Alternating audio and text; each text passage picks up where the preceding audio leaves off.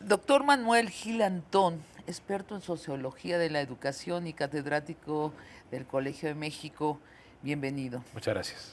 Sí. En un video que se está difundiendo ampliamente por las redes, hablas de la reforma educativa utilizando un símil entre un camión destartalado en una brecha y la educación.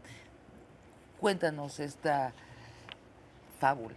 Sí, bueno, desde mi punto de vista, la reforma educativa que ha echado a andar la presente administración ubicó como causante y por lo tanto la única cuestión a solucionar de todos los problemas educativos a el profesor.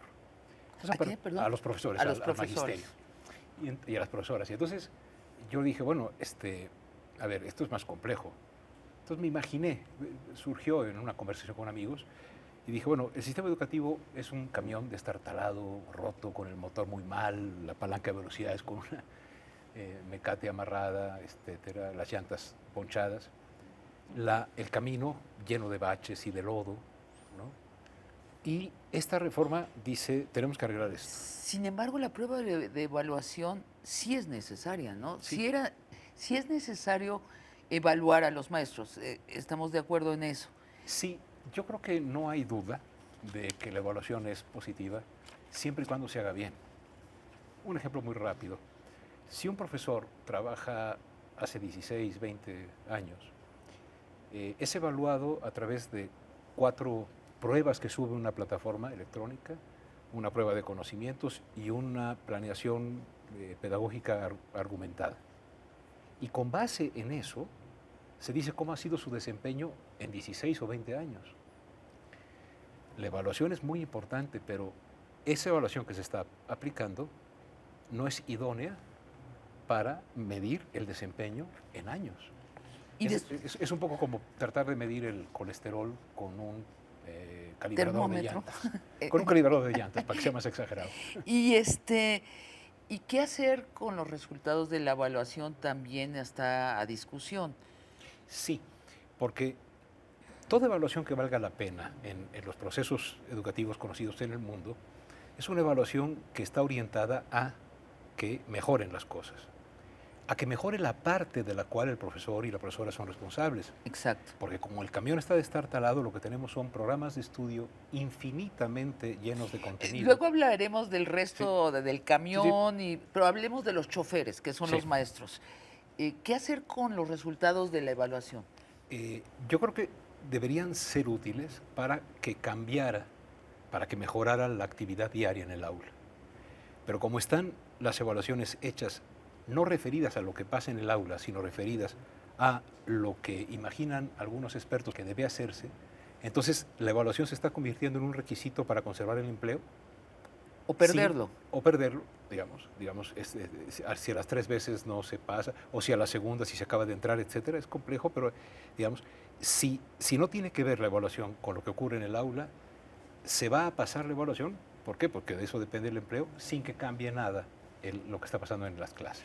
Yo vi un video a una maestra que le decía al secretario de Educación, yo pasé la prueba de evaluación y con flying colors, lo Sí. dijo con honores. ¿Ahora qué me va a dar a mí la Secretaría de Educación? Esa también es una pregunta y que nos hace llevar al resto, al camión destartalado y al camino lleno de baches. Yo te preguntaría para iniciar, ¿es un buen paso haber debilitado al sindicato de maestros, a los sindicatos de maestros que estaban teniendo la rectoría sobre la educación y regresársela a la Secretaría de la Educación? ¿Qué te parece eso?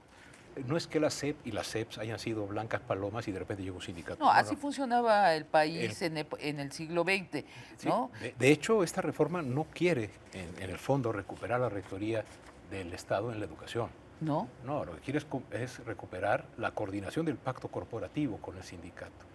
Por eso, nosotros vemos al CENTE con ese perfectamente aliado a la reforma, tranquilísimo. Ahí hay un nuevo pacto con ese sindicato. Y con la coordinadora lo que hay es un conflicto político de grandes proporciones. Entonces, el hecho de que se debilite al A los sindicato sindicatos. en las funciones que no les corresponden es correcto, pero no pasó por la autocrítica de debilitar a los gobiernos mexicanos que han usado la educación para control político y no para generar ciudadanía. Entonces tú detectas que hay una intención de seguir utilizando a ese ejército de maestros, 1.400.000 maestros, una fuerza política. Yo veo es más bien la utilización de digamos, el control del magisterio por la vía del pacto corporativo, no necesariamente para, digamos, para ganar elecciones o ganar como se dice. No, no. A mí lo que me parece es que el pacto corporativo con las dirigencias del sindicato, del CENTE, lo que genera son controles en términos de diputados, senadores, arreglos muchísimo más arriba de lo que suponemos, ¿no? Muchas veces es indistinto el secretario de Educación del Estado que el dirigente de la sección sindical. Déjame regresar a la educación Sí. porque uno se va a encontrar en muchos medios la discusión política del asunto y lo que nos hace falta es precisamente aquello en lo que tú eres experto, en la educación. Hablemos de qué le hace falta a la educación en México. Bueno, el símil de la carretera destrozada es la desigualdad. Para decirlo rapidísimo, 6 millones de mexicanos, más bien mexicanas, indígenas y adultas, no saben leer y escribir. 6 millones. 6 millones. Y eso significa que en el censo les preguntaron, ¿sabe usted leer o escribir un recado? Y dijeron no. Ese es el nivel para clasificar como analfabeto. 10 millones más de los mayores de 15 años, cuando la primaria era obligatoria, no la terminaron. Y 16 millones más, que no incluyen a los 10 millones ni a los 6 millones anteriores, no terminaron la secundaria cuando la secundaria era obligatoria. Entonces tenemos a 32 millones de mexicanos en rezago educativo. A ver, Sabina, una cosa que es muy importante entender es que la vergüenza de este país en materia educativa es la siguiente frase. En México más vale tener conocidos que conocimientos. Muy buena frase. Y un país en el cual son las redes de conocidos las que permiten el ascenso social, es un país que no tiene ética. Es un país que no ha llegado a la modernidad. Entonces, ese problema educativo además, los que se quedan, o sea, los que llegan hasta terminar la prepa, en un 60%, al terminar 15 años de escuela, no tienen lectura y escritura suficiente. ¿Dijiste 32 millones o 36? 32. 32. O sea, ¿y qué habría que hacer para recuperar esos 32 millones dentro de la educación?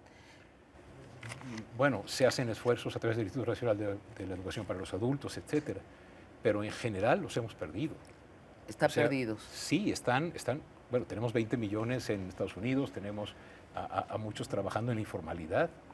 Es difícil regresarlos al aula. Y de los que sí se quedan, ¿qué hay que hacer? Porque tampoco es una educación de calidad. No, tienes toda la razón. Los poquitos que se quedan, ¿no?, que son menos de la mitad de los que empezaron, los que terminan la prepa, y mucho menos de la mitad los que entran a la universidad, de ellos, la mitad más o menos, después de todos esos años de sostenerse en la escuela, que no fueron, digamos, que no la abandonaron o fueron abandonados por ella, no tienen los conocimientos esperados en lectura, en escritura y en cálculo. ¿Qué quiere decir esto? Que los programas de estudio, que es otra parte de la analogía del camión, son extraordinariamente intensivos en conocimientos y muy poquito profundos en términos de enseñar a pensar. Porque el sistema educativo mexicano está diseñado para producir repetidores, no personas que pregunten. Porque si las personas preguntan es porque dudan. Si las personas dudan, critican. Y la base de la ciudadanía es la crítica.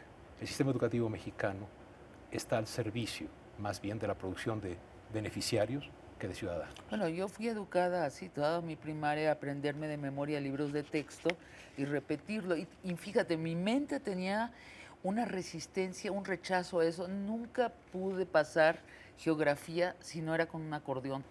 Más vale un plan de estudios que en vez de tener 1 kilómetro tenga 100 metros de contenido, pero que tenga 100 metros de profundidad. Porque con un tema bien trabajado, las estructuras cognitivas que nos permiten aprender por nuestra cuenta sí se desarrollan. Repitiendo y repitiendo y repitiendo, no se desarrollan las estructuras cognitivas como se debe. ¿Qué país deberíamos emular? ¿Hacia dónde deberíamos mirar? Yo creo que deberíamos emular a un país en el cual se entienda que si no se reduce la desigualdad social, la educación está atorada. Nos comparamos mucho con los resultados de Finlandia, etcétera, pero son comparaciones sobre países con una estructura social y con una desigualdad muy baja. Sí. A mí me parece que lo que creo que nosotros tenemos que hacer es entender que si queremos mejorar la educación, tenemos que, al parejo de mejorar el sistema, modificar el sistema de producción. O sea, y el sistema de distribución del ingreso. México es el país más desigual del mundo. No solamente tenemos una enorme cantidad de pobres, sino que la distancia entre los que menos tienen y los que más tienen es impresionante. Creo que el 10% de la población en México concentra el 90% de la población y el resto los demás. Y sin embargo, después de la revolución hubo una verdadera cruzada por la educación, donde se integraron las clases medias a educar a las clases más humildes, y sí hubo un torbellino que cambió al país en pocos años. Sí. ¿Tú lo ves posible? O sea, una verdadera cruzada para modificar nuestra educación, estoy hablando de en 5 años, no en 50. Yo creo que sí la reforma educativa se concentrara en pensar un proyecto de país y un proyecto ético, en el mejor sentido de la palabra, o sea, un proyecto que parta de la generación de valores de respeto, de respeto a la diversidad y de el máximo conocimiento posible para hacer gente culta, gente que pregunte. Eso es posible. Ahora, después de la revolución, sucedió que había un hombre que se llamaba José Vasconcelos, que tenía la información correcta de lo que había que hacer, lo más avanzado en esa época y lo que necesitaba el país. Y tenía la suerte o la habilidad de convencer a un gobernante de hacerlo. ¿Tú imaginas una situación así o ya no estamos en esta época que dos personas, un gobernante y un secretario de Educación, pueden hacer un plan donde involucran a todo el país? ¿Qué es lo que se necesita para que suceda esta reforma de fondo que enuncias? Deberíamos tener más bien que gerentes del sistema educativo, dirigentes con una mirada educativa. Es lo que pasó también, pasa con Vasconcelos, pero también pasa con otros secretarios, como con Torres Bodet.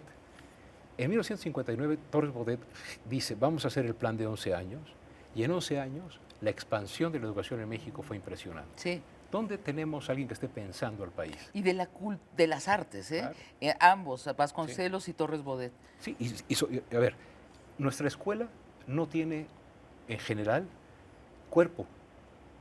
Nuestros niños no aprenden a bailar, no aprenden a actuar, no aprenden a cantar bien, en el sentido de la cultura, no aprenden a leer novelas. Es decir, insisto, los programas de estudio están hechos para repetir conocimientos que después se olvidan o sirven para el maratón, no para hacerse preguntas. Mira qué curioso, lo que estás diciendo es que lo que necesitamos es una reforma muchísimo más ambiciosa. Por supuesto. Mucho más integral, que los profesores tienen que ir a la escuela para ser profesores en esta nueva dinámica de enseñar. Necesitamos tener un proyecto de país en el que la educación juegue, la cultura juegue, en que uno termine de leer El hombre que amaba a los perros y además de decir qué maravilla del libro, a uno se le humedezcan los ojos agradeciendo a quien me enseñó a leer, porque me hizo posible esa maravilla. Limpiemos el tablero de la imaginación. No existe ni Morena, ni el PRD, ni el PRI, ni el CENTE, ni la CENTE. ¿Qué es lo que tendría que hacerse? Es mi última pregunta. ¿Qué es lo que tendría que hacerse? A mí me parece que necesitamos un acuerdo nacional que involucre a un actor fundamental que son los profesores. Tenemos que hacer lo que los países han hecho cuando mejoran mucho su educación, es un pacto nacional de largo plazo en el cual invertir y no cambiar cada sexenio de políticas.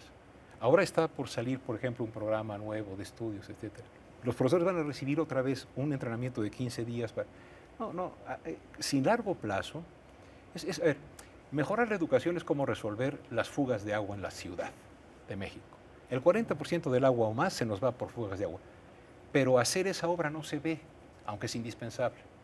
Mejorar la educación en el país requiere un trabajo que va más allá de un sexenio, pero no se ve. No tenemos políticos de largo plazo, no tenemos estadistas. Te agradezco mucho. Te agradezco mucho. Doctor Manuel Gil Antón, búsquenlo en las redes. Hay varias conferencias que da explicando más a fondo todavía lo que necesitamos en la educación. ¿Y qué es la educación? También te tomas la molestia de enseñarle al vulgo qué es la educación. Bueno, muchas gracias. al contrario, muchas gracias, Sabina.